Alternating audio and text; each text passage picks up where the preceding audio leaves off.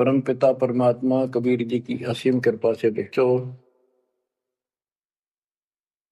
आज हमारे अंदर अपने घर जाने की प्रबल प्रेरणा हुई है।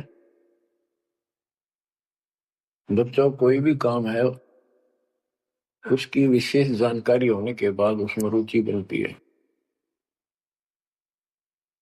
किसी प्रकार अब हमें पता चला है कि इस लोक में हम गलत स्थान पर रह रहे हैं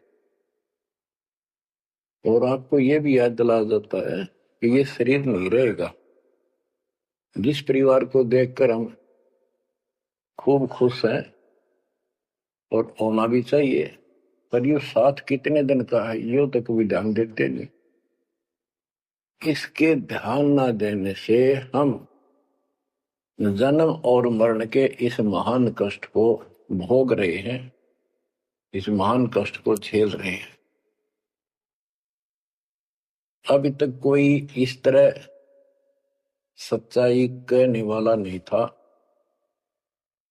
जैसे कोई यूं कह देता ना कि भाई ऐसे ऐसे हो सकता है, मृत्यु हो जाएगी, तो यूं कहा करते भाई तो भाई ये बात ना बोला मृत्यु हो जाएगी, अच्छी बात बता। यानी यूं कहना बुरी बात मानने थे कि मुंह ना कह मौत भी हो जाएगी, कभी संसार भी छोड़ना पड़ेगा। यानी इस सच्चाई को अवॉइड करने की चेष्टा करते थे।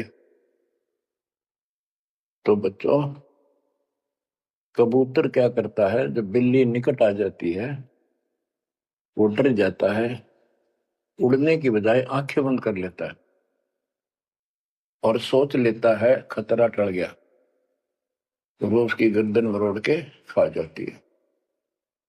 अब आंखें बंद करें काम नहीं चलेगा, ये तो खोलनी पड़ेगी, हिम्मत करनी पड़ेगी, यहां से उड़ना पड़ेगा, काल से बचना पड़ेगा।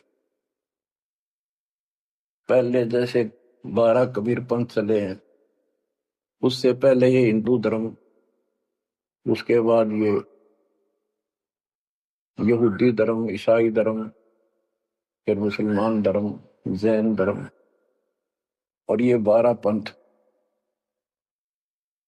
इनमें ज्ञान तो बताया जाता था कि भक्ति कर लो, नहीं तो 84 लाख योनियों में जाना पड़ेगा, पशु पक्षी बनना पड़ेगा। और आत्मा डरती भी थी, भक्ति के लिए प्रेरित भी होती थी, लेकिन वो भक्ति शास्त्र विरुद्ध थी, शास्त्र में प्रमाणित नहीं थी, और वो ज्ञान भी शास्त्र प्रमाणित नहीं था। श्रीमद् भगवत गीता अध्याय 16 श्लोक 23 में स्पष्ट किया है कि शास्त्र विधि को त्याग कर जो अपनी मर्जी से मनमाना आचरण करते हैं अपनी इच्छा से, उनको न सुख होता है, न कोई सिद्धि प्राप्त होती है, और न ही उनकी गति होती है।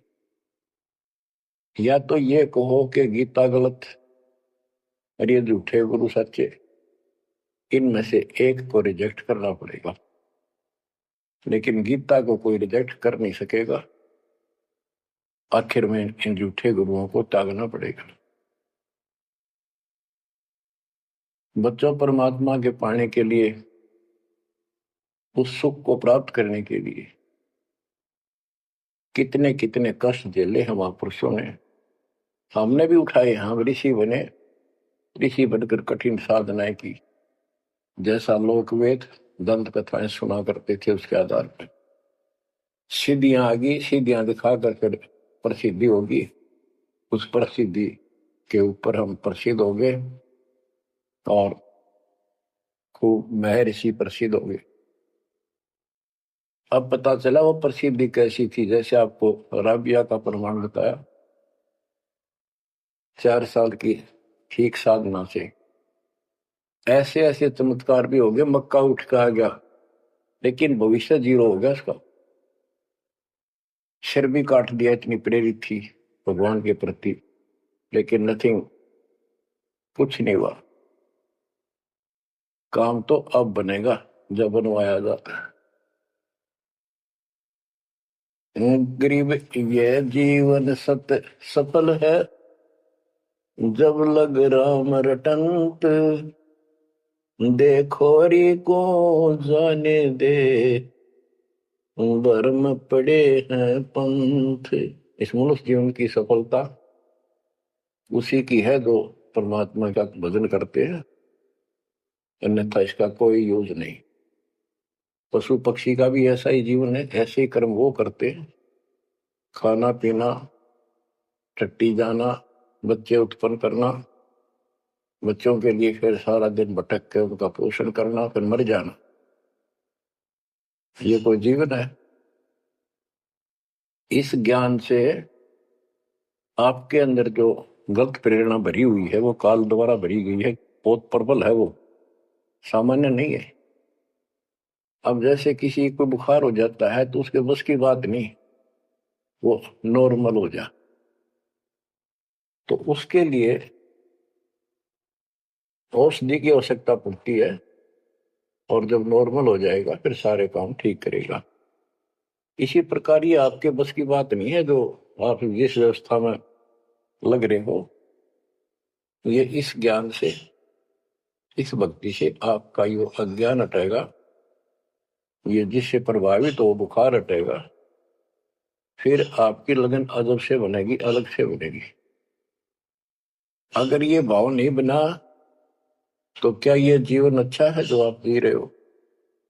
कोटि जन्म तन भर में तोगे कुछ नहीं हाथ लगा रे, कुकर कुत्ता, सुकर सुअर, खर गधा, कौवा, बुगला, बता इन प्राणियों के शरीरों में असंख्यों बार कष्ट उठा लिया अपने को, असंख्यों बार, एक बार नहीं।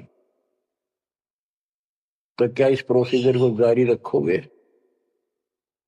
मेरी आत्मा तो मान नहीं रही कि आप इसको स्वीकार कर दोगे।